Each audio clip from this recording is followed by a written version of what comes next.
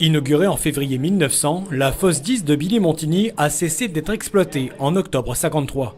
Depuis, 70 ans ont passé et à l'occasion de la Sainte-Barbe, une exposition élaborée par une association retrace son histoire. Il y avait deux puits à Billy-Montigny, il y avait la fosse 2 puis la fosse 10. Puis en même temps, il y avait le siège de la compagnie minière. Il y a une grande histoire sociale parce qu'il y a eu des mouvements de grève. Il y a eu la grève de 48 après la Deuxième Guerre mondiale. Donc il y a eu beaucoup de mineurs anciens résistants qui ont participé à cette grève. Il y a eu des émeutes avec les CRS et puis l'armée.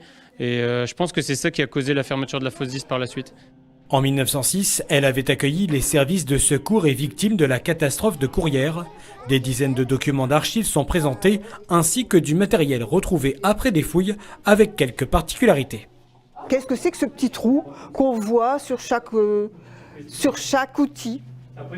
Et j'ai su il n'y a pas longtemps, ce matin, que c'était pour accrocher un cadenas à outils. Donc le mineur accrocher tous ces outils pour éviter de les remonter tous les jours. En dehors de ces présentations, l'association espère sauver le patrimoine restant, quelques bâtiments, afin de les classer monuments historiques. En attendant, elle fait découvrir à tous ce site du bassin minier et fait deviner le poids de cette gaillette. Je vais mettre 17 kg 980. C'est très bien, en fait, c'est très riche, il a des super documents et j'ai bien aimé.